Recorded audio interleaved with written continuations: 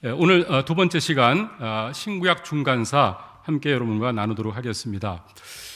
이스라엘 백성이 하나님의 선택을 받죠. 그래서 아브라함으로 인해 가지고 이제 그 믿음의 조상이 되고 이삭, 야곱, 그리고 또 야곱의 12지파를 통해 가지고 이제 그들이 애굽에 내려가서 번성해서 250만이 되는 그런 사람들이 모세의 인도 속에서 출애굽을 합니다. 그리고 하나님께서 약속하신 젖과 꿀이 흐르는 아브라함에게 주시겠다는 그 땅이 바로 그 가나안 땅을 여호수아에 의해서 정복하고 거기서 이제 정착하면서 살게 되죠. 하나님께서 원하시는 것은 그들에게 큰 복을 주고 기적을 내리고 살아계신 하나님이 어떤 분인지를 알게 해서 이제는 모든 다른 민족들도 다 이제 이스라엘 민족을 보고 저들이 믿는 하나님이 참 하나님이고 창조주 하나님이고 우리가 믿어야 될 하나님이구나. 우리는 인간이 만든 우상과 돌과 나무를 새긴 거 이거 우리가 만든 건데 이거는 잘못된 거구나. 이걸 알고 참되신 하나님을 섬기도록 하도록 하기 위해서 이스라엘 백성을 택한 것입니다. 근데 문제는 뭐냐면은 가나안 땅에서 도리어 그들이 가나안의 문화와 또 그 가나안의 종교를 받아들여서 바알과 아세라를 섬기면서 그들이 타락을 하게 되죠. 선지자를 계속 보냈지만 그들이 계속해서 말을 듣지 않습니다. 그래서 하나님께서 마지막에 어떻게 합니까? 하나님의 성전이 있는 예루살렘 그 성전도 내가 실어버리겠다 하면서 그들을 바벨론에 의해서 멸망시키는 걸 봅니다. 우리는 성전이고 하나님이 계시니까 절대로 멸망하지 않아. 천만에요. 계속해서 하나님의 말씀에 불순종할 때는 마지막 하나님께서 참고 참다가 이제 징계를 내리죠. 그 다음부터 그들이 이제는 포로로서 이제 그들의 삶이 바뀝니다. 우리가 구약 성경 세미나 했을 때 누가 왕이냐? 누가 왕입니까? 하나님이 왕이죠. 그렇죠? 근데 인간의 문제는 뭡니까? 선악과 따먹은 다음에 하나님이 왕이 아니라 내가 왕이다. 이것까지 사는 거예요. 지금도 모든 사람들은 뭡니까? 자기 잘난 맛을 살고 자기 본의대로 삽니다. 하나님 중심이 아니라 내 중심으로 살면서 살기 때문에 이게 하나님께서 보실 때 잘못된 삶이라는 얘기죠. 근데 그걸 사람들이 이해를 못해요. 근데 하나님은 내가 너를 창조했고 나를 왕으로 섬기면 내가 너를 정말 축복해가지고 너를 잘 행복하게 만들어주겠다. 근데 그들은 뭐예요? 하나님이 나를 간섭하지 말고 내 마음대로 살겠다. 오늘날 모든 사람이 그렇게 살죠. 그래서 이스라엘 백성도 타락해가지고 어떻게 됩니까? 이제는 바빌론의 포로로 잡혀갑니다. 그래서 하나님을 왕으로 섬기지 않으니까 인간 왕을 섬기면서 거기서 정말 그들이 엄청난 압제를 당하는 것을 보게 됩니다. 자, 오늘 이제 여러분들과 함께 교제를 나눌 텐데 1번, 그럼 이스라엘 백성들은 어느 민족에 의해서 통치를 받으면서 식민 생활을 했는가? 그것을 살펴보도록 하겠습니다.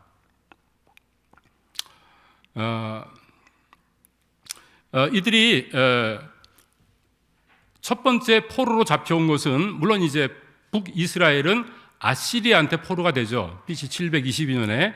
그런데 이제 중요한 것은 다윗의 계보를 잇게 되지는 남유다가 중요한데 남유다는 BC 586년에 바벨론에 의해서 멸망을 당합니다.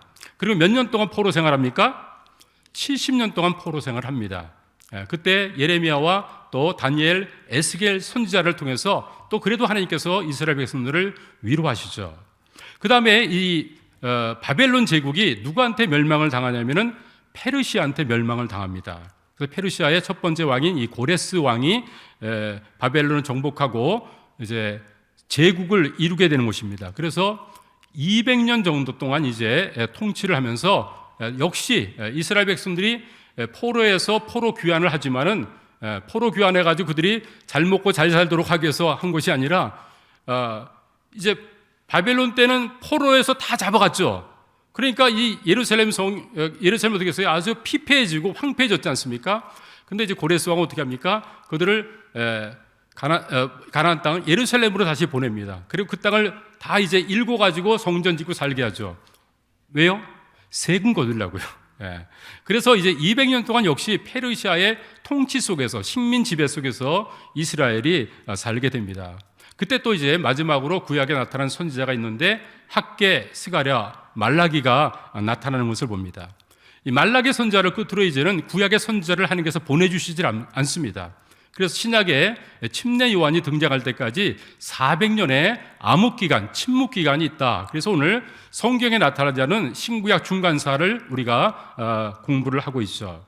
자, 근데 페르시아도 그렇게 화려하게 제국으로 번성하다가 멸망을 하게 되죠. 그러니까 강대국들은 다 올라갈 때가 있고 내려갈 때가 있습니다. 그래서 어디한테 멸망합니까? 헬라한테 멸망합니다. 헬라의 알렉산더 대제라고 그러죠. 20살 때 왕이 됩니다. 그리고 13년 동안 페르시아도 멸망시키고 인도까지 영역을 넓혀가지고 나중에서 인도에서 돌아올 때는 땅을 쳤다고 그러죠. 더 정복할 땅이 없어가지고 그 정도로 하여튼 엄청난 그런 일을 합니다. 그런데 이 알렉산더도 역시 죽게 되어지고요. 그리고 알렉산더가 후계자가 없이 죽다 보니까 이제 그 장군들이 알렉산더가 정복한 땅들을 나눠 먹기 위해서 가져간 것을 봅니다. 그래서 남쪽에는 이제 그 프톨로미 왕조가 세워지고 그것이 이제 이집트 그리고 이제 이스라엘 그쪽을 차지하기입니다. 그리고 북왕국은 시리아하고 바벨론 이쪽을 차지하면서 살아가는 것을 봅니다. 여러분 이제 그 지도를 바벨론 지도 말고 페르시아 지도라는데 이게 제국입니다. 엄청난 그런 큰 땅덩어리죠. 예, 그렇습니다. 그래서 이 페르시아는 이제 지금 이란이 이제 페르시아의 그 뒤를 잇는 나라다 이렇게 볼 수 있고요. 옆에 이제 이라크가 있죠. 이라크는 이제 바벨론과 연관이 된 나라다 이렇게 보면 되겠습니다. 그리고 북아프리카 쪽에 이제 이집트가 놓여 있는 것을 봅니다. 이 모든 영토를 페르시아가 통치하고 지배를 했습니다. 그러나 이 모든 영토를 이제 누가 또 차지합니까? 헬라의 알렉산더가 차지하는 것을 보게 됩니다. 자, 신구약 중간사가 성경에 나타나지 않다고 그랬죠. 자, 한 장 넘기셔서요. 신구약 중간사가 성경에 정말 나타나 있지가 않습니다. 기록이 없어요. 그런데 다행스러운 것은 다니엘서 말씀 속에서는요, 신구약 중간 시대 때 어떤 사건이 일어날지를 미리 다니엘을 통해서 예언된 말씀들이 많이 있습니다. 다니엘서 2장, 7장, 8장, 그리고 또 11장 같은 데는 특별히 이제 이 헬라 제국 때 어떤 일들이 있게 될 것인지를 얘기하고 있습니다. 그래서 다니엘서 11장 말씀을 한번 여러분들이 열어주시면은 여기 이제 PPT로 다 만들어 왔지만 이 신구약 중간사, 특별히 헬라 제국 때 어떤 일들이 있게 되는지는 다니엘서 11장 말씀 속에 아주 정확하게 예언이 되어 있고 예언된 대로 그대로 또 이루어지는 것을 봅니다. 2절, 3절, 4절 말씀만 한번 좀 보도록 하겠습니다. 자, 2절 말씀을 읽는데 이 내용 속에서 이제 빨간 글씨는 이제 성경에 없는 것인데 바로 이 성경에 어떤 내용들이 이제 실제로 예언이 이루어졌는지를 또 기록하고 있는 말씀입니다. 한번 2절 말씀을 다 같이 읽도록 하겠습니다. 시작.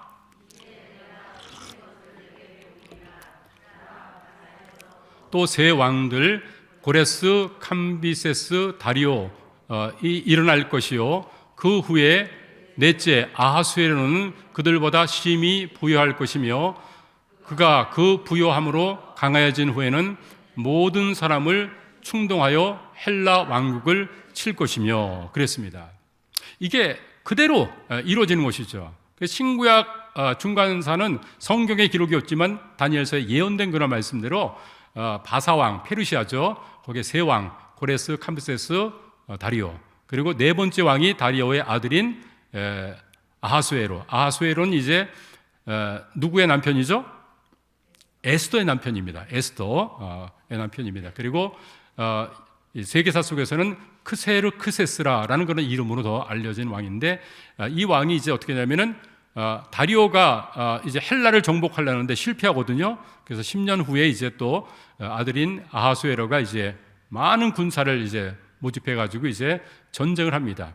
그래서 이제 아테네 이제 또 스파르타 이런 이제 그 도시 국가로 되어 있는 그리스를 이제 침공했는데 살라미스 해전에서 BC 180년 그때 이제 이 아하수에로 왕이 참패를 합니다. 그때부터 이제 페르시아가 조금씩 이제 기울어지기 시작하는 것을 봅니다.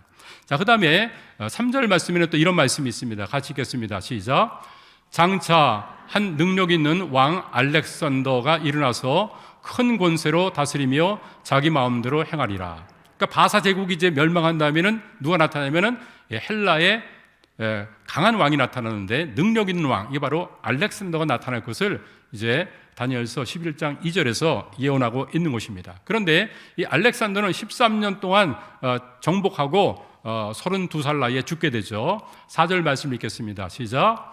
그러나 그가 알렉산더가 강성할 때 그의 나라 헬라가 갈라져 천하 사방에 나누일 것이나 그의 자손에게로 돌아가지도 아니할 것이요 또 자기가 주장하는 권세대로도 되지 아니하리니 이는 그 나라가 뽑혀서 그 외에 다른 사람들 프톨로미 셀루쿠스에게로 돌아갈 것임이니라. 이게 다니엘서 11장 2절부터 4절까지 말씀입니다.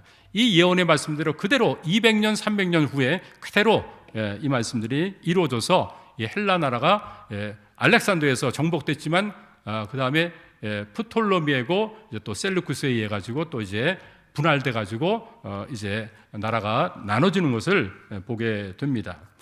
그래서 이제 그 이스라엘은 계속해서 바벨론 때도 속국이었죠. 페르시아에도 또 속국이었습니다. 200년 동안. 그 다음에 알렉산더가 통치한 이제 헬라 때도 속국이었고 또 프톨로미, 이집트를 차지한 프톨로미 때도 이집트 바로 위가 이제 이스라엘이니까 또 이스라엘은 또 프톨로미의 또 지배를 122년 동안 이제 받게 됩니다.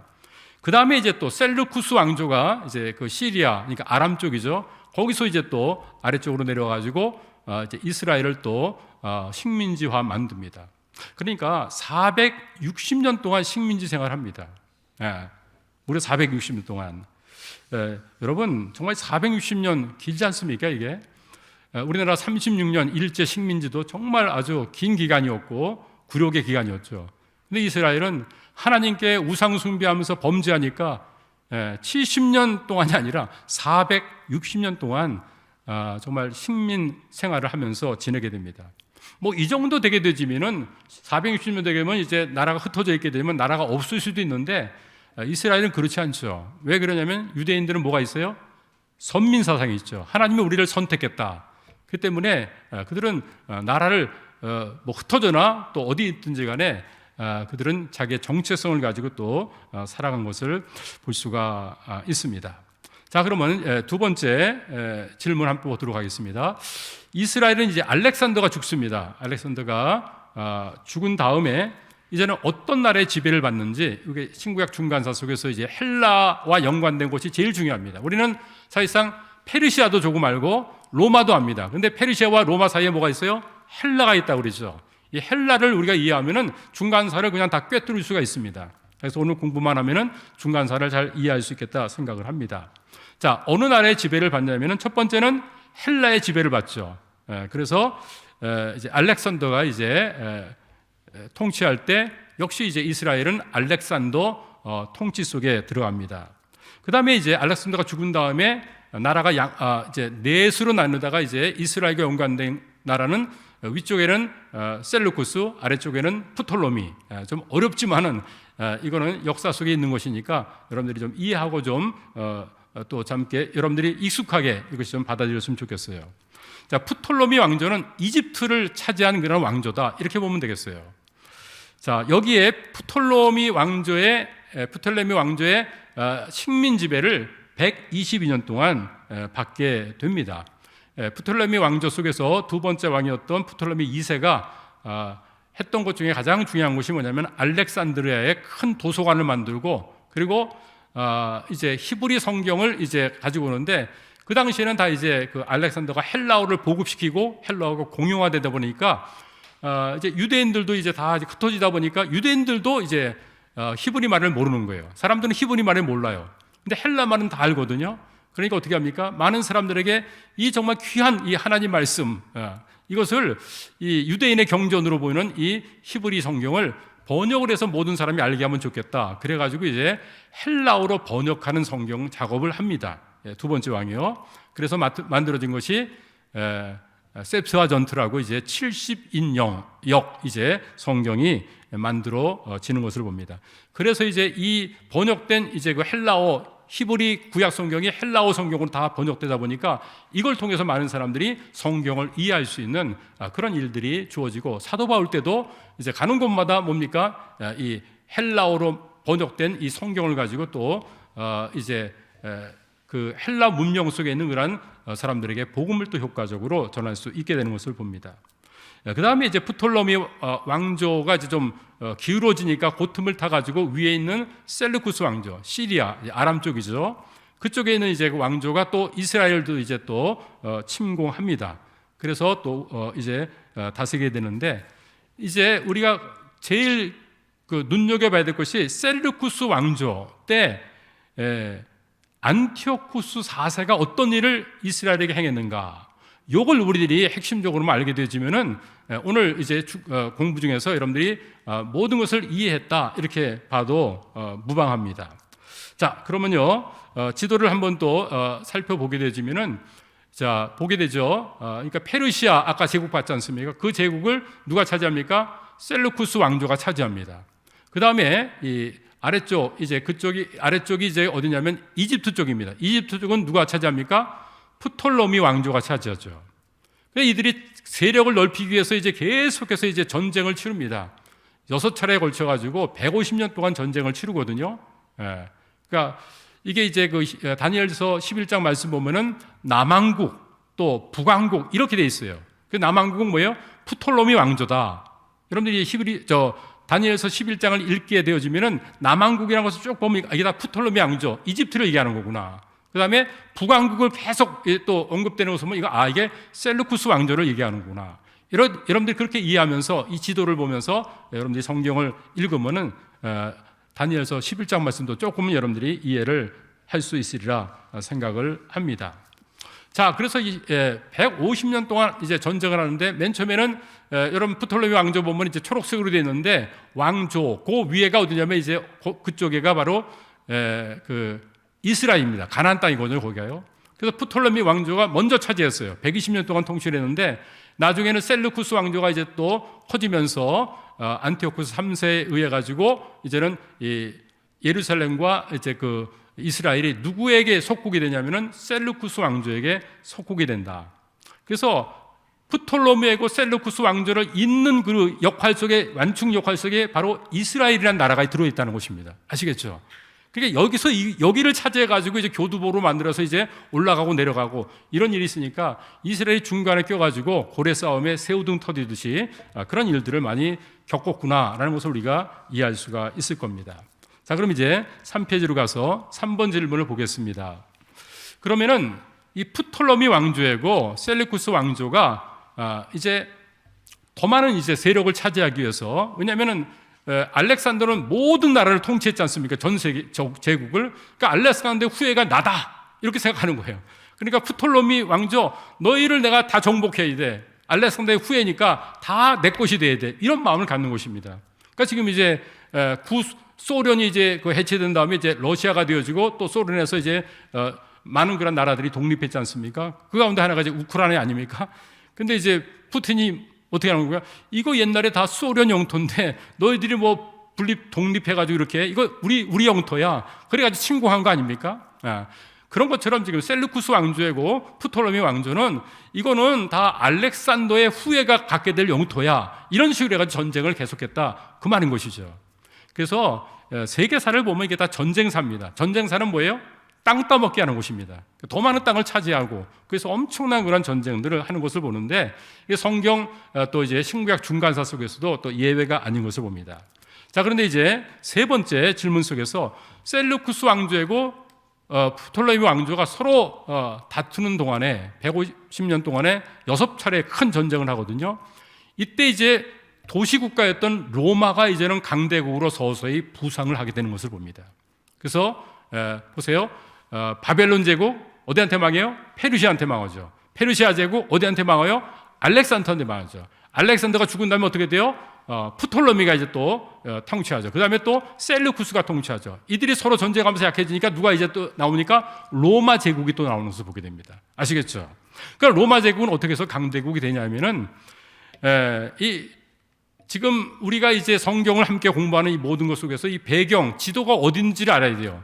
지중해 문화권입니다. 어디라고요? 지중해 문화권. 이게 바로 뭐냐면 지중해라는 것은요, 이제 그 북쪽으로는 유럽이 있습니다. 그 다음에 동쪽으로는 중동, 아시아 쪽이 있습니다. 그리고 남쪽으로는 아프리카가 있습니다. 그 3대 대륙을 끼고 있는 곳이 지중해입니다.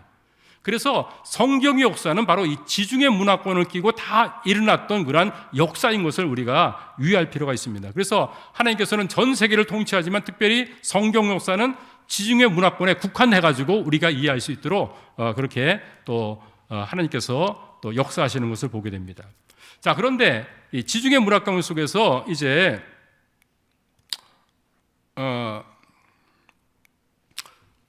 이 카르타고라는 그런 이제 그 나라가 이 해상 그 모든 것을 이제 장악하고 있습니다. 지중해를 다 장악을 했죠, 맨 처음에. 근데 이 카르타고는 또 누구의 식민지냐면은 페니키아의 식민지입니다. 좀 복잡하죠? 여러분 이제 그 수로보니게 여인 아시죠? 모르세요? 수로보니게 여인, 이제 개가 이제 그 주인 것이 이제 주인의 떡을 먹자지만 자녀가 부스러기를 흘리면은 그 부스러기 먹지 않습니까? 그렇게 얘기한 그 수로보니게 여인. 그 수로보니게가 뭐냐면은 시리아 페니키아의 합성어입니다. 그러니까 시리아 페니키아 여인인 것입니다. 시리아 그리고 페니키아의 합성어가 이제 수로보니게 이렇게 돼 있거든요. 그래서 이스라엘 바로 위쪽, 지금 말하면 레바논 쪽이죠. 레바논 쪽, 두로와 시돈이는 바로 그쪽이 페니키아인데 페니키아 문명이 굉장히 발달했습니다. 그래서 알파벳도 만든 그 기초가 바로 페니키아 문명에서 나오고, 이 페니키아에서는 지중해를 모든 것을 장악합니다. 그래서 두로가 이 그 무역항에 가장 중요한 그런 핵심적인 그런 역할을 했습니다. 그런데 이 카르타고도 이제 누구의 이제 식민지였냐면은 두로의 이제 페니키아의 식민지였던 것을 봅니다. 여하튼 이제 카르타고가 이제 해상을 다 장악했습니다. 그러니까 얼마나 큰 부를 얻었겠습니까? 그런데 이제 로마가 서서히 이제 일어나는 곳입니다. 그러니까 카르타고가 신경이 쓰이는 곳이죠. 로마가 어떻게 돼 있습니까? 이제 그 이태리가 그 장화처럼 돼 있죠. 지도가 반도로 이렇게 돼 있는데 그 아래가 이제 그 시칠리 섬이 있습니다. 그 섬을 이제 또 이제 서로 이제 차지하기 위한 그런 전쟁이 붙으면서 이제 로마와 카르타고와의 전쟁이 일어나는 것을 보게 됩니다. 그래서 이 전쟁을 통해 가지고 이게 120년 동안 이제 전쟁합니다. 로마하고 카르타고하고. 뭐 때문에? 지중해 문화권에 지중해 이제 그 해상 모든 것을 장악하는 그 일을 위해서 전쟁을 하는 것이죠. 그런데 이 전쟁을 통해 가지고 누가 승리합니까? 로마가 승리하는 것을 보게 됩니다. 그래서 로마가 이제 카르타고가 엄청 큰 모든 걸 장악했는데 이제 그것을 이제는 로마가 다 장악하는 거가 돼가지고 로마가 이제는 도시국가였는데 이제는 큰 제국으로 나타나게 되는 것을 봅니다. 그래서 여기 그 포니의 전쟁이라고 그러는데 포니에란 말은 페니키아라는 그런 말에 그리스 사람들이 붙인 것입니다. 그 포니의 전쟁인데 포니에란 말이 이제 자주 빛 이제 그라는 뜻인데 옷감 중에서 여러분 자주장사 있죠. 루디아 그 사도행전 16장에 나오는 이거 옷감 중에서 가장 고급 옷감 이제 그 부자들 왕들이 입는 옷감이 이제 자주색이었거든요. 그만큼 부여로웠던 그런 이제 그 무역하는 그런 데가 바로 이제 페니키아였다. 그래가지고 저 사람은 자주색 옷을 입고 있는 부자다 이렇게 했다는 얘기죠. 바로 그들과 이제 전쟁을 벌여서 로마가 승리하는 것을 봅니다. 뿐만 아니라 두 번째로 어떤 일이 벌어지게 되냐면은 이제 셀루쿠스 왕조가 이제 그 이스라엘을 이제 통치하고 있지 않습니까? 맨 마지막에는 거기에 그것을 이제 그 가능케 한 사람이 셀루쿠스 왕조의 안티오쿠스 3세라는 사람입니다.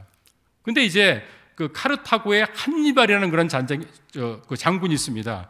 알프스를 이제 코끼리를 타고 넘어가지고 로마와 전쟁을 했던 아주 그런 장군인데, 근데 로마한테 져가지고 이제 여기 안티오쿠스 3세에게 지금 피신해 왔습니다. 그러면서 이제 도움을 구하는 거예요. 우리가 연합해가지고 로마를 한번 치자.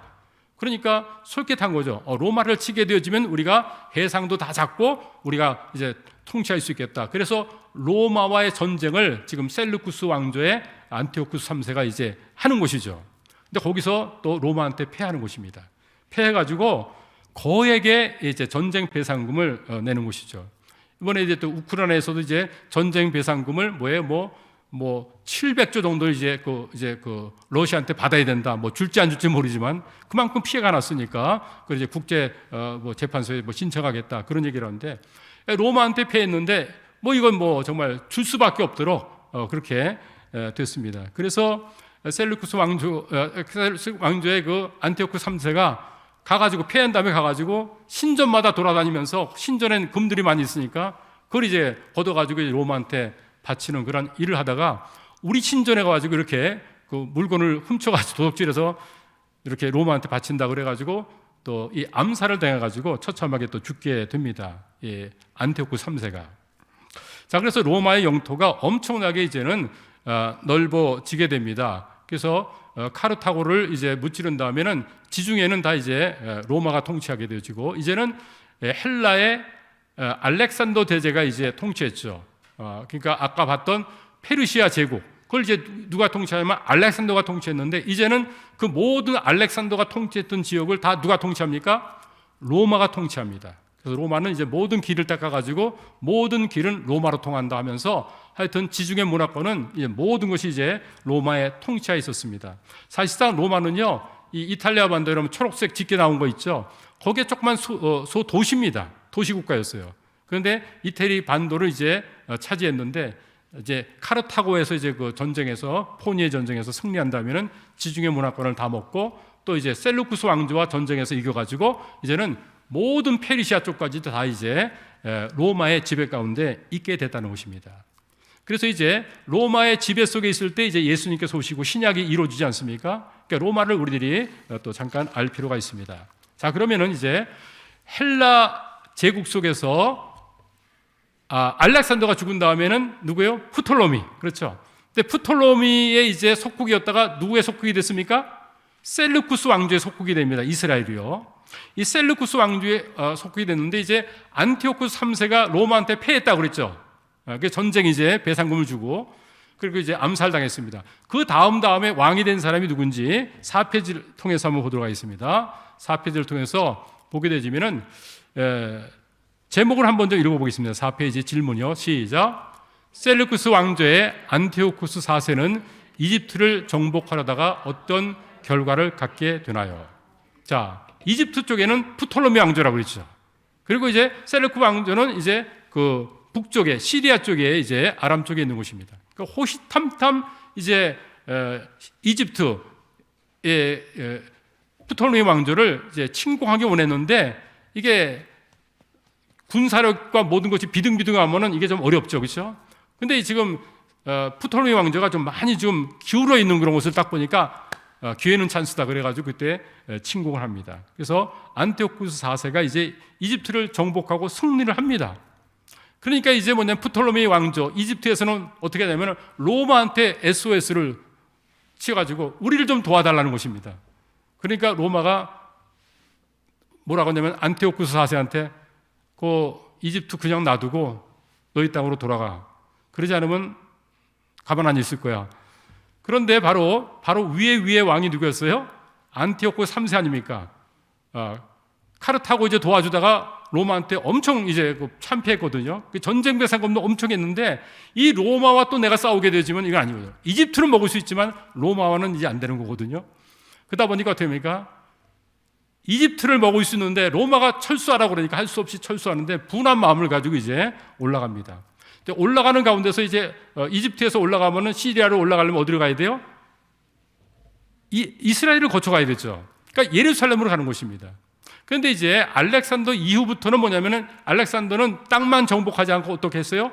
아리스토텔레스의 제자이기 때문에 헬라 문명을 전파했다고 그랬죠. 헬라어를 전파하고 그다음에 또 헬라 양식과 헬라 문화와 이 모든 문명들을 이 미개인 사람들한테 헬라 문명을 전파하는 것을 그의 사명으로 삼고 살았거든요.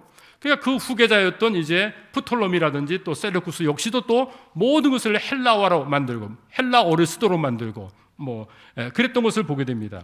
그런데 문제는 뭐냐면 유대인들은요, 그러니까 이제 헬라니즘 문명이 있고 헤브라이즘 문명이 있습니다. 히브리 문명이 있고 헬라 문명인데 유대인들은요 하나님을 섬기는 사람들인 것입니다. 문화 자체가. 그러니까 헬라의 문명하고는 전혀 맞질 않습니다. 거기서 신전에서 창기들 놓고 여러 신들을 섬기려 하잖아요. 우린 유일신이기 때문에 절대로 그런 일 할 수 없지 않습니까? 그러니까 이 유대인들한테는 이게 씨도 들어가지 않는 거예요. 이게 먹히질 않는 것입니다. 근데도 뭐예요? 이제 왕들은 계속해서 유대인들도 헬라화 시키려고 그런 작업을 하는데 유대인들은 계속 거부하죠. 우린 유일신 하나님만을 섬긴다. 이렇게 생각을 하는 것입니다. 근데 이제 로마에 의해 가지고 이집트를 정복할 수 있는데 정복 못하고 철수했지 않습니까? 분한 마음을 가지고 종로에서 빰 맞고 한강에서 분풀이 한다고 똑같이 하는 것입니다. 이 셀루쿠스 왕조의 안티오쿠 4세가 올라가면서 예루살렘으로 가는 것을 봅니다. 그래서 예루살렘으로 가가지고 어떤 일을 합니까? 로마에서 당했던 이집트를 뺏긴 이 분풀이를 예루살렘에 다 퍼붓는 것을 보게 됩니다. 그래서 이 안티오쿠스 4세는 자기 스스로를 이제 뭐라고 하냐면은 에피파네스라고 이렇게 자기 스스로 얘기했습니다.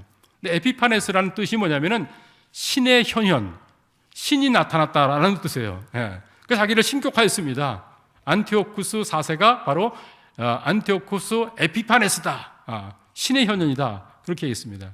그런데 이제 유대인들은 이 안티오쿠스 에피파네스가 엄청나게 유대인들을 핍박하니까 안티오쿠스 에피마네스라고 그렇게 불렸습니다. 에피바네스라는 그런 말은 뭐냐면은 미친놈이라는 뜻입니다. 에피파네스는 신의 현현, 에피마노스는 미친놈. 그래서 미친놈 안티오쿠스 이렇게 불렸습니다. 그럴만한 그런 일들을 행합니다. 어떤 핍박을 행했냐면은 성전에서 제사를 드릴 때 유대인들은 먹지도 않지 않습니까? 이 돼지고기 가지고 이제 피의 제사를 드리라고 했습니다. 유대인들 하겠어요? 안 하죠. 안 하면 어떻게 해요? 그냥 고민하고 다 그냥 무참하게 죽여버리는 것입니다. 그래서 너희들 헬라 문명 다 받아들여야 돼, 이렇게 얘기를 하는 것이죠. 그리고 또 이제 성전에다가 제우스 신상을 세우는 것입니다. 그러니까 헬라 문명을 다 이제 너희들 받아들이도록 만드는 것이죠. 그리고 성경을 불태우고 안식일을 지키지 못하게 하고 할례를 받지 못하고 이런 일들을 행합니다. 자, 그러면서 또 어떤 일이 벌어지냐면은 아론 제사장으로부터 시작해가지고 계속해서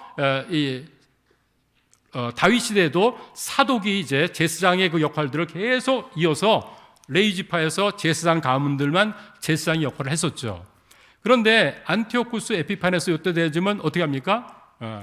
뭐 이런 게 중요한 게 아니에요. 그러니까 돈만 나한테 많이 주게 되면 내가 제사장으로 너를 임명하겠다, 이런 식이 되는 것입니다. 그러니까 돈을 많이 가져와 가지고 에피파네스 돈을 주고 제사장으로 임명당하는 거예요. 임명받는 거예요. 그러니까 이제는 이 성직 매매가 되는 것이죠. 그러니까 이런 종교가 타락되는 것이죠, 이제. 그러니까 이제 또 그 에피파네스의 이제 또 비유를 맞추기 위해서 예루살렘에다가 경기장을 짓습니다.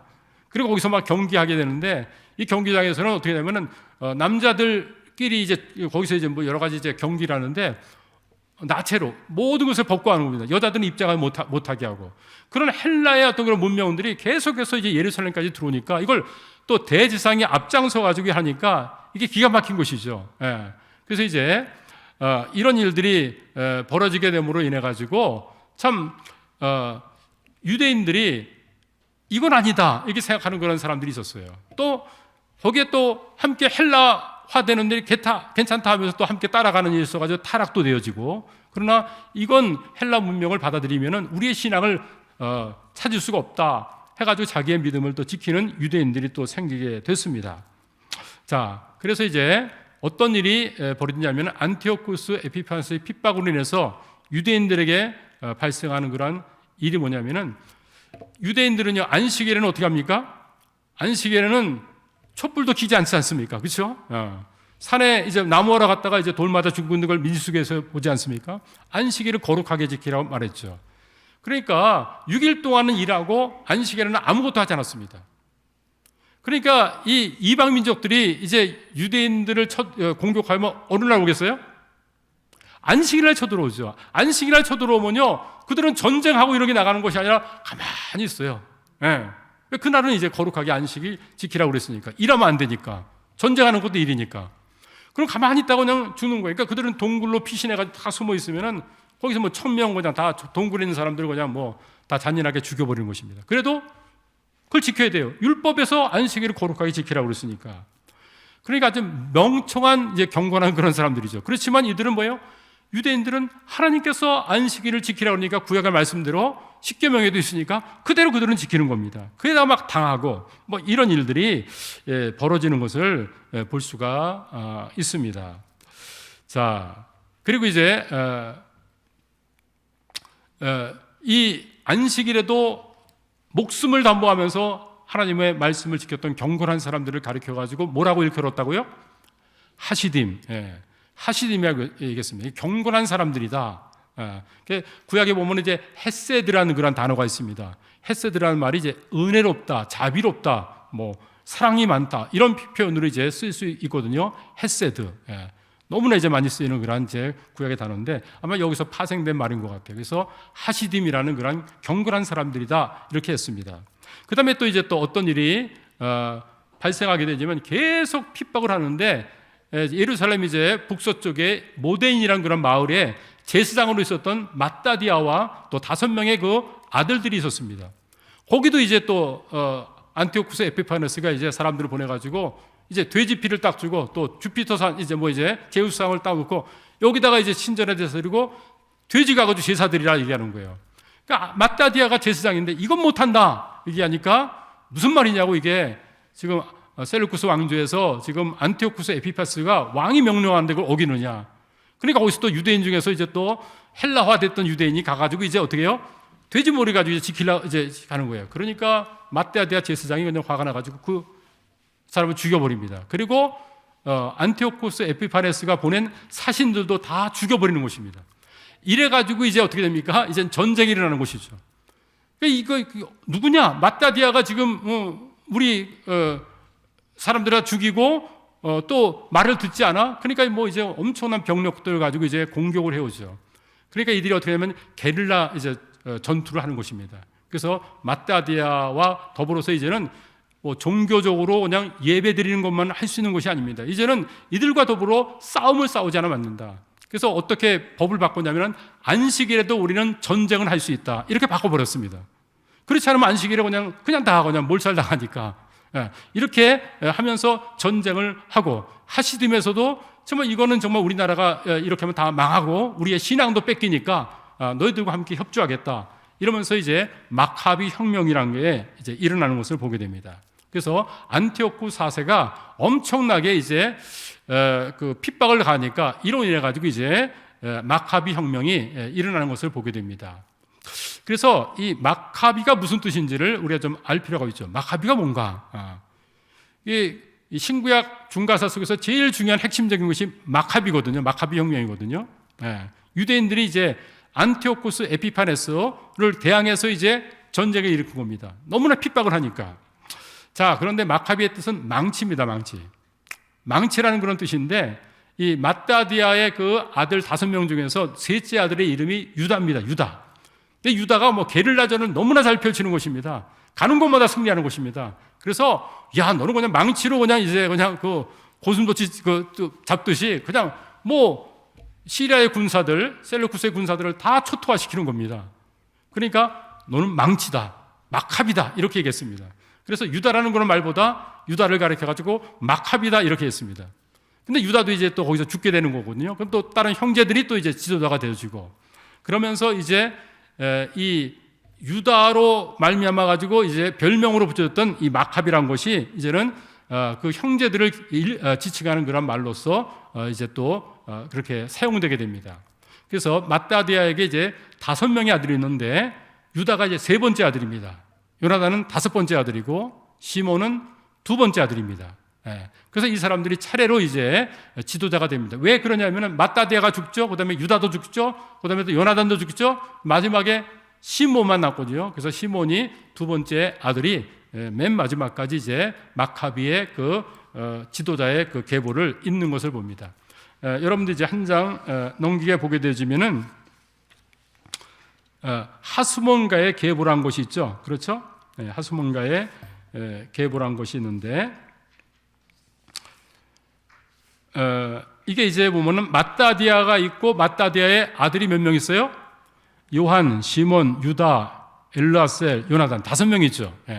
그 가운데 지도자로서 첫 번째 지도자가 유다, 셋째 아들, 2번째 지도자가 요나단, 또 이게 죽으니까 이제 또 마지막 지도자로서 둘째 아들 시몬이 이제 그것을 이어받습니다. 그래서 마카비 혁명 한 20년 동안 전쟁을 계속합니다. 그래서 드디어 이 시몬 때 어떤 일이 벌어지냐면은 시몬 전에 8번을 먼저 보도록 하겠습니다. 8번 제가 좀 앞서갔네요. 8번 한번 읽겠습니다. 시작. 마카비 혁명의 결과로 어떤 일이 주어지게 되나. 어떤 일이 주어지냐면은 안티오쿠스 에피파네스가 성전을 더럽혔다고 그러지 않습니까? 거기다가 주피소상 세우고 그다음에 어떻게 했어요? 성전에서 돼지고기 가지고 이제 그 피해 제사를 드리라고 그러고 뭐 이런 일을 했었거든요. 그런데 이제 뭐예요? 이게 그 BC 167년에 일어났던 일인데 마카비가 전쟁을 해가지고 163년에 드디어 뭐예요? 예루살렘 성전을 이제 탈환해가지고 거기 뭐 제우스상 다 없애버리고 돼지고기 지는 거 다 이제 해가지고 성전을 다시 한번 깨끗하게 하는, 예수님께서 성전을 청결케 했듯이 이 마카비 형제들이 성전을 탈환해서 깨끗하게 하는 그런 일들을 행하는 것을 봅니다. 그래서 그 절기를 가리켜가지고 무슨 절기라고요? 수전절. 들어보셨습니까? 우리는 구약 시대는 무슨 절기가 있어요? 유월절, 그 다음에 또 초막절, 그렇죠? 그리고 또 이제 또 오순절, 이런 절기가 있지 않습니까? 이런 절기들은 구약에서 얘기하고 있는, 민수기, 레위기, 신명기에서 얘기하고 있는 그런 구약의 절기들이에요. 그런데 수전절은요, 구약에 나오지 않아요. 성경에 나오지 않는 그런 절기예요. 왜냐, 이거는 신구약 중간사에서 마카비가 이 안티오쿠스 에피파네스가 이제 더럽힌 성전을 청결케 한 다음에 그 다음에 지킨 겁니다. 그래서 생긴 것이 바로 이제 수전절입니다. 근데 이것이 수전절이라는 그런 말이 신약 성경에 등장합니다. 그래서 신구약 중간사를 모르면은 우리가 이해를 못 하는데, 자, 한번 읽어보겠습니다. 요한복음 10장 22절 시작. 예루살렘에 수전절이 있느니 때는 겨울이라 그랬습니다. 이게 요한복음의 10장에 나오는 거예요. 그래서 유대인들은요 지금 이제 BC 163년입니다. 그 다음에 예수님께서 오셔가지고 했을 때는 뭡니까? AD 30년에 예수님께서 공생의 사역을 하지 않습니까? 그러니까 몇 년에 보면 이제 한 190년 정도 이제 흐른 그런 가운데 있지만 그때도 여전히 뭐예요? 그들은 수전절 절기 지켰어요. 수전절은 뭐예요? 마카비 형제들이 성전을 다시금 정결케 하고 회복했다. 그래서 너무 기뻐가지고 하나님께 성전을 봉헌해서 올려드리는 바로 그거죠. 그것을 이제 한우카, 봉헌이다라는 그런 뜻인데, 빛의 절기로서 우리 이제 크리스마스를 성대하게 지키고 있죠. 예수님의 탄생으로. 근데 그들은 그때 딱 맞춰가지고 뭐냐면 유대인들은 한우카 절기를 지킵니다. 그래서 일주일 동안 이제 성전을 이 마카비 형제들이 회복한 것을 이제 기념해서 지키고 있는 것을 보게 됩니다. 자, 그러니까 이제 이 신약에 있는 수전절 이런 부분들도 이게 이 수전절이 뭐지? 이게 신구약 중간사 마카비 혁명 속에서 나타난 이 사실을 모르면요 이 수전절을 이해를 도무지 할 수 없습니다. 이거는 구약 성경에 나타난 것이 아니기 때문이라는 얘기죠. 자, 그렇습니다. 그리고 이제 또 두 번째 어떤 일이 이제 주어집니까? 두 번째로 지어진 것은 마카비 혁명을 통해 가지고 20년 동안 투쟁을 합니다. 그래서 드디어 뭡니까? 독립국가를 세웁니다. 그래서 BC 142년인가요? 그때 이제 독립국가를 세웁니다. 여러분들 봤었죠? 마따디아의 아들 5명 중에서 유다가 이제 지도자가 됐고, 두 번째 요나단이 지도자가 됐고, 그리고 둘째 아들은 마지막에 시몬이 지도자가 되죠. 그러니까 시몬 때 와가지고 이제는 뭐예요? 독립국가가 돼가지고 셀루쿠스 왕조를 이제 다 물리치고 이제 자기 나름대로 주하도 돈도 만들어가지고 그렇게 해가지고 이제는 셀루쿠스로부터 완전히 독립한 독립국가가 되는 것입니다. 이게 몇 년 만입니까? 이게 그렇잖아요.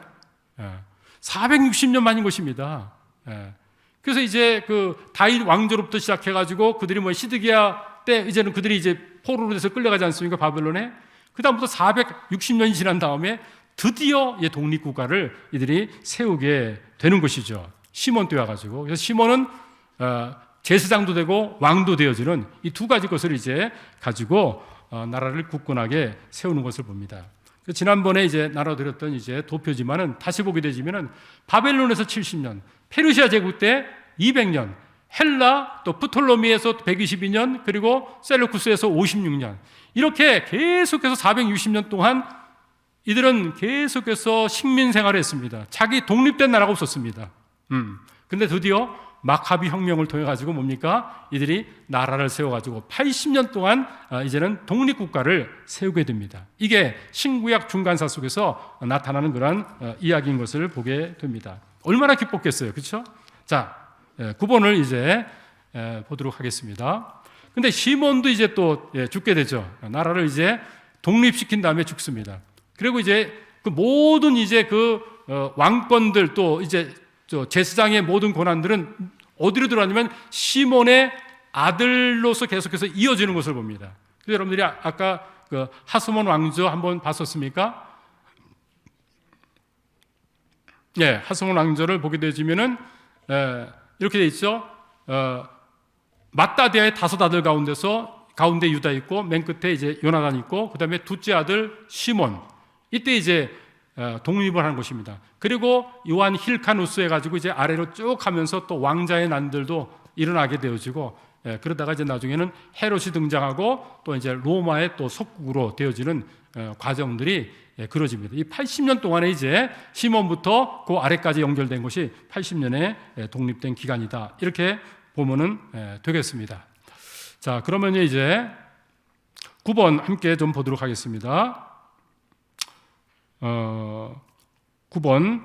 자, 한번 읽죠. 시작. 시몬이 죽은 후 그의 아들 요한 힐카누스는 어떤 일합니까? 시몬의 아들이 요한 힐카누스입니다. 그때 이제 우리는 이제 하스몬 왕조다. 전에는 뭐 다윗 왕조다. 이렇게 얘기할 수 있죠. 근데 이들은 하스몬 왕조다. 왜 하스몬 왕조냐면은 맏다대의 아버지가 하스몬이거든요. 그래서 이제는 우리는 이제 하스몬 왕조다 해가지고 유대인 이스라엘 독립국가를 이들이 세웁니다. 꿈에도 그리던 독립을 하는 것이죠. 80년 동안 이제 독립국가로서의 삶을 살아갑니다. 자, 그래서 뭐 하스몬 왕조다. 이게 뭐 어려운 게 아닙니다. 마카비의 할아버지가 하스몬이어서 이제 하스몬 왕조인 것이고요. 마카비 왕조다. 뭐 이렇게 봐도 되겠습니다. 자, 그리고 이제 두 번째, 이 힐카누스, 요한 힐카누스는 어떤 일을 하냐면은 영토를 계속해서 넓힙니다. 다윗의 그 영토를 회복해야 된다. 계속해서 영토를 확장하고 사마리아도 공격해가지고 거기 또 신전도 무너뜨리고, 그 다음에 남쪽으로는 어딥니까? 에돔이 있습니다. 그걸 이제 에돔을 이제 헬라 말로 이두메라고 얘기하죠. 그래서 거기를 또 정복을 합니다. 그리고 그들을 이두메 그 에돔 사람들을 또 어떻게 해요? 유대인으로 개종을 시킵니다. 개종을 시켜요. 근데 이때 이두메에서 이제 그 지도자 역할을 감당했던 자가 누구냐면 바로 헤롯 가문인 것입니다. 그래서 헤롯 가문이 뭐예요? 이제는 유대인으로 개종하면서 이제 들어오게 되는 거예요. 지금 유대 나라로. 그리고 이제 어떻게 합니까? 굴로원들이 박힌 돌을 이제 빼낸다는 것처럼 이제 유대인들을 다 몰아내고 요한 힐카누스 그리고 그 아래에 있는 모든 이제 하스몬 왕족들을 몰아내고 누가 이제 또 왕이 됩니까? 헤롯, 이두메 사람, 에돔 사람 이제 헤롯 가문이 이스라엘을 다스리는, 유대인들을 다스리는 그런 왕이 또 되는 이런 일들이 또 벌어집니다. 로마의 도움을 받아가지고 이런 일이 벌어지게 됩니다. 이것은 이제 다음번에 함께 이제 헤롯에 대해서, 뭐 헤롯 하면 여러 성경 속에서 많이 나타나기 때문에 누가 누군지 잘 모르는데 다음번에는 헤롯을 딱 이제 정리하면서 신약 읽을 때도 이게 무슨 헤롯인지 이해할 수 있도록 알려드리고요. 그리고 또 이제 또 여기 하시딤을 통해 가지고 뭐가 나타나냐면은 경건주의 어떤 그런 운동을 했던 사람들이 하시딤이라고 그랬죠. 거기서 이제 바리새파가 나타나고요. 그 다음에 이제 뭡니까? 성직 매매하면서 이제 제사장 하셨죠. 거기서 이제 또 사도교파가 나오고, 그리고 이제 이런 데서 이제 그 로마의 또 압제와 그다음에 또 셀루쿠스의 압제 속에서 우리는 떠나 있겠다 해가지고 동굴로 들어가가지고 광야에서 생활했던 사람들은 이제 에세네파라는 곳이 나오고, 그리고 이제 또 마카비의 그 혁명을 이어가지고 우리들은 우리나라가 독립해야 된다 해가지고 열심당원들이 또 나타나고, 이게 이제 신약 성경 속에 나타나는 사복음서에 나타나는 내용 아닙니까? 이게 바로 이제 어디서 다 이제 뿌리가 나오냐면은 바로 신구약 400년, 특별히 이제 셀루쿠스 왕조 에피파네스 그 이후로부터 이런 부분들이 나타나는 것을 보게 됩니다. 자, 그래서 이제 헤롯 가문들을 보게 되지면은 맨 위에 것은 뭐 여러분들 몰라도 되고요. 헤롯 대왕은 알아야 되죠. 헤롯 대왕은 누구냐면은 마태복음 2장에 동방 박사들이 별을 보고 와서 유대인의 왕으로 나시니가 어디 계시냐 이렇게 물었죠. 그래서 깜짝 놀라가지고 나한테 얘기해가지고 나도 경배하라. 경배하는 게 죽이려고 그랬죠. 그러니까 어디서 메시아가 태어나니까 그리스도는 베들레헴에서 태어납니다. 그랬었죠. 그래서 이제 베들레헴에서 2세 아래자는 다 죽이는 그런 일들을 행했던 왕이 누구냐? 바로 헤롯 대왕입니다. 아시겠죠? 그리고 그 아래 이제 또 이제 파란색으로 되어 있는 아켈라오, 또 헤롯 안티파스라고 그러죠. 이 헤롯 안티파스는 이제 갈릴리를 이제 통치하는 분봉왕이었는데 뭡니까? 침례 요한의 지적을 받죠. 헤로디아하고 또 재혼하는 그런 일이 있어가지고, 그리고 또 침례 요한을 이제 참수시키는, 목을 쳐서 죽이는 그런 일도 하고, 또 예수님이 십자가에 달리기 전에 신문하는 그런 때 잠깐 더 나왔던 그 왕이 이제 헤롯 안티파스인 것을 보는데, 하여튼 이런 것은 이제 다음번에 여러분에게 정리를 해드리도록 하겠습니다. 이제 마지막 10번 말씀을 함께 보도록 하겠습니다. 자, 이렇게 80년 동안 독립국가를 세웠지만 이들이 무너집니다. 자체적으로 그냥 왕자의 난들이 막 일어나고 그렇습니다. 그러면서 강대국으로 로마가 커지니까 로마에 속국이 될 수밖에 없죠. 자, 이스라엘은 80년 동안 독립국가를 세운 지 80년 만에 어디한테 또 이제 지배를 받습니까? 로마한테 지배를 받는 것을 봅니다. 그래서 로마가 이제 BC 63년에 폼페이우스 장군인 폼페이 장군이 이제 예루살렘으로 쳐들어오죠.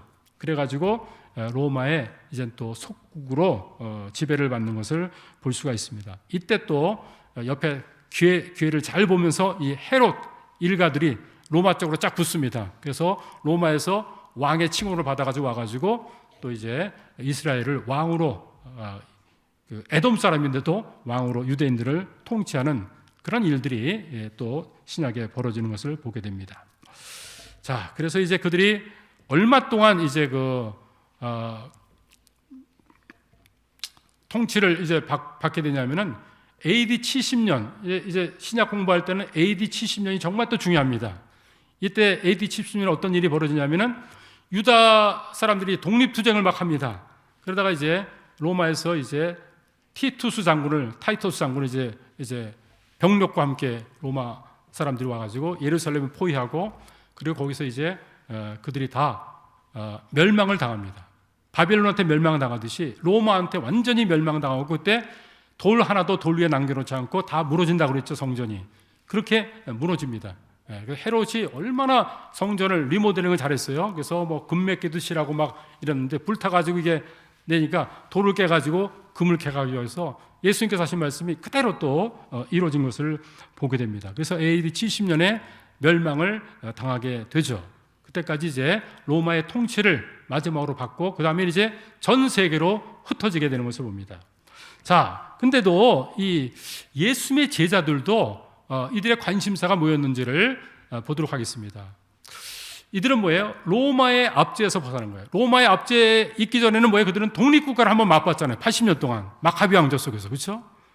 그 다음에 이제 로마의 속국이 됐거든요. 그러니까 우리는 독립국가 한번 가졌었는데 이 생각을 한 것입니다. 그래서 예수님께서 사도행전 1장 8절에 지상명령 주시죠. 오직 성령이 너에게 마시면 권능을 받고 예루살렘과 온 유대와 사마리아 땅끝까지 이르러 내 증인이 되리라. 1장 8절이에요. 근데 그 말씀 하기 전에 1장 6절에서 예수님의 제자들이 예수님께 승천하시고 이제 지상명령을 딱 주려고 그러는데 그들이 관심사를 딱 얘기하는 거예요. 어떤 얘기를 하는지 한번 보도록 하겠습니다. 한번 읽겠습니다. 1장 6절입니다. 시작. 그들이 모였을 때 예수께 여쭈어 이르되 주께서 이스라엘 나라를 회복하심이 이때니까. 그러니까 그들이 460년 동안 이제 억압 당해 살았어요. 그 다음에 80년 동안 독립을 했는데 이제 또 로마한테서 계속 또 이제 뭐예요? 지금 근 190년 동안 또 억압 당해 살고 있지 않습니까? 그러다 보니까 190년이 아니죠. 죄송합니다. 190년이 아니죠. 죄송합니다. 63년에 이제 폼페이오가 왔으니까 90년 정도 됐겠네요. 그렇죠? 예수님께서도 AD 30년에 승천하시고 하니까. 그러니까 90년 전에는 우리가 독립국가 이뤘는데 지금 로마의 압제 가운데 있지 않습니까? 여기서 우리가 언제 또 독립할 겁니까? 이게 제자들의 관심사였던 것을 보면 11 제자들의 관심사였어요. 근데 예수님께서 뭐래요? 그것은 너희들이 알 바 아니고 하나님께 맡기고 성령이 임하면 너희들은 진짜 해야 될 미션이 있는데 그것은 지금 이 나라를 회복시키는 게 아니라 하나님의 나라를 회복시키라. 우리가 주님께서 가르쳐주신 기도가 있잖아요. 너희는 이렇게 기도하라. 하늘에 계신 아버지 이름이 거룩히 여김을 받으시며 그 다음에 뭐예요? 하나님의 나라가 이 땅에 임하도록 그걸 기도하라고 했습니다. 하나님의 나라가 하늘에서는 다 임했죠. 하나님이 통치하시죠. 하늘에서는. 근데 이 땅에서는 하나님의 통치를 못하고 있어요. 인간들이 하나님의 불순종하면서 사탄이 개입해가지고 공중의 권세자가 돼가지고 그러니까 교회를 통해서 이제 뭐예요? 모든 그런 이제 사람들이 예수 믿고 그리고 예수님을 통해서 이제 하나님께 영광 돌리면서 하나님의 통치하는 나라가 임하도록 그런 삶을 살라는 얘기죠. 그러니까 우리들이 이 땅에서 삶을 살아가는 것은 구약에서 실패했던 것들, 그 실패를 맛봤던 이 신구약 중간사 속에서 그들이 이제 하나님을 잘못 섬겨가지고 다 이제 인간왕을 섬긴 거 아닙니까? 왕의 지배를 받게 된 게 아닙니까?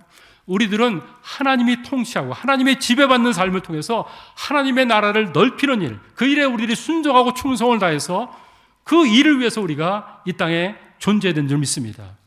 하나님의 뜻이 이 땅에도 이루어지고 하나님의 나라가 우리의 삶 속에 이루어지고 또 우리 교회 속에 이루어지고 이 세상 속에 이루어지도록 이스라엘에서 실패했던 그 나라를 우리 교회가 회복해서 그 일들을 감당해야 될 줄로 믿습니다. 자, 그래서 이제 마지막으로 세 번째 어떤 결과가 주어집니까? AD 66년에 이들이 유대 전쟁이 일어나는데 우리가 로마의 속국으로 있을 필요가 없다. 로마가 아무리 강해도 하나님이 더 강하다. 그래서 이제 전쟁을 합니다. 열심당원들을 중심으로 해가지고. 근데 거기서 뭐 로마를 이길 수가 없죠. 그래서 AD 70년에 타이터스 장군, 티투스 장군에 의해서 예루살렘 성전이 이제 파괴되고 멸망을 합니다. 그 다음부터 이제 이스라엘 백성들은 전 세계로 흩어진 유랑민족이 됩니다. 그러다가 언제 나라를 또 되찾습니까? 1948년 5월 14일 날. 우리는 뭐예요? 1948년 8월 15일 날이 광복절이죠. 1948년 5월 14일 날 이스라엘이 가나안 땅으로 모여듭니다. 이게 에스겔에서 이제 또 37장에 있는 그런 이제 마른 빡대기가 일어나는 것처럼 그 이제 일어나는 그런 일들이 벌어지는데 그들이 이스라엘 가나안 땅, 팔레스틴 땅에 가고 싶지 않았습니다. 왜? 전 세계에서 잘 먹고 잘 살고 있는데 왜 갑니까 거기로? 근데 그 2차 세계대전 속에서 어떤 일이 벌어집니까? 히틀러에 의해 가지고 600만이 유태인들이 학살당하지 않습니까? 그렇죠? 그러니까 우리도 나라가 있어야지만 사는 곳이다. 흩어져 가지고 잘 사는 게 아니다. 그래 가지고 이제 고토로 모여드는 곳입니다. 그래서 다시금 이제 또 나라를 세우게 될 것을 얘기하고 있고 이 이스라엘이 나라가 세워져야 됩니다. 그리고 이제 또 예수님께서 마지막으로 이제는 유대인들이 이제 예수님을 배척함으로 이제 이방인들, 우리들이 이제 예수 믿고 교회를 통해서 하나님을 섬기게 됐죠. 근데 이제 마지막으로 뭐예요? 유대인들한테도 또 기회가 또 주어지게 되는 또 7년의 기간이 남아있는 것을 우리가 다니엘서이고 또 요한계시록을 통해서 또 공부해서 알고 있지 않습니까? 그래서 하나님께서는 인류의 역사들을 유대인들의 시간표 속에서 이제 계속 또 진행해 나가는 것을 보게 됩니다. 오늘 신구약 중간사, 어떤 면은 좀 딱딱하기도 하고 그리고 많은 이제 또 세계사 속에서 인물도 많이 나오기 때문에 좀 복잡하지만 안티오쿠스 에피파네스, 그의 핍박으로 인해 가지고는 적그리스도를 예피하는 자입니다. 근데 이제 마카비 형제들이 나타나 가지고 독립 국가를 이루고, 그러나 또 그것도 이제 로마의 속국이 되면서 이제 예수님께서 이제 또 로마의 지배하에 있을 때 태어나신 것을 보게 됩니다. 오늘 정말 이 흥망성쇠가 일어나는 것이 왜 그러느냐? 하나님을 왕으로 섬기지 않았기 때문에 일어난 것입니다. 우리들이 정말 이 땅의 삶을 살아갈 때 하나님을 왕으로 섬기고, 내가 왕이고 내가 주인공이 아닙니다. 나를 위해서 사는 것이 아니라 나를 위해서 십자가 달려 돌아가시고 정말 부활하시고 영원히 살아계신 주님을 위해서 우리들은 삶을 살아야 될 그러한 사람들이죠. 이런 삶을 우리들이, 인생을 값어치 있게 우리들이 정말 그렇게 삶을 산다면은 우리의 지난 날 속에서는 정말 하나님이 보이지 않고 계속해서 세상이 다스리는 나라처럼 이렇게 되어 있지만, 우리가 하나님께 순종하는 삶을 살면은 이제 하나님께서 우리를 통해서 귀한 일들을 이루시는 그런 것을 우리가 또 보게 될 줄 믿습니다. 교회가 교회되어야 됩니다. 우리 그리스도인들이 그리스도인 됩니다. 나라가 임하옵시며 이 기도를 하라고 했습니다. 하늘에서는 하나님이 다 통치하고 있어요. 이 땅에서는 아직 통치하지 않고 있어요. 물론 예수님이 오시면은 모든 사람이 무릎 꿇고 예수님이 통치하는 나라가 될 것입니다. 그러나 그 전에, 종말이 이르기 전에 우리 그리스도인들이 일깨어서 복음을 증거해가지고 믿지 않는 사람들을 주님께로 인도해서 그들이 하나님의 나라 속에 들어오게 하고, 그리고 우리가 그리스도인다운 삶을 살면서 하나님의 통치받는 주재권을 인정하는 삶을 통해서 정말 내 마음대로 이 땅에 사는 것이 아니라 가장 가치 있는 하나님의 영광 위에서 하나님의 나라가 임하고 하나님의 통치하시는 나라가 모든 사람의 가시적으로 알려지도록 하기 위해서 교회 속에서 우리들이 정말 주님을 섬기고 그리스도인으로서 나를 구원하신 목적을 따라서 우리들이 삶을 살아야 될 줄 압니다. 마카비 시대 때 마카비를 통해서 하나님께서 일하듯이 마지막 시대에 우리를 통해서 일하시기를 원하신다는 사실을 깨닫고 하나님을 아름답게 섬길 수 있는 한 분 한 분 되시기를 주님의 이름으로 축복합니다. 기도하겠습니다. 좋으신 아버지, 귀한 새삼 침례교회 성도님과 함께 구약 말씀과 신약 말씀 그 400년 그 침묵 속에서 어떤 일이 있는지를 오늘 말씀을 나누게 하심을 감사합니다. 그들은 실패했습니다. 그 속에서 그러나 하나님의 사람들을 통해서 하나님의 일들을 이뤘습니다. 이 마지막 바톤을 이어받고 예수님이 재림을 앞두고 있는 이 시대에 우리가 일깨어서 하나님의 나라가 임하게 하시고 이뤄진 영혼들을 주님께로 최선을 다해서 인도해서 하나님의 나라를 넓히도록 도와주시고 하나님의 뜻을 이루어드리는 하나님의 통치와 지배 속의 삶을 살아가는 한 분 한 분이 되고 또한 귀한 교회가 되도록 축복하여 주시옵소서. 예수님 이름으로 감사하며 기도했사옵나이다. 아멘.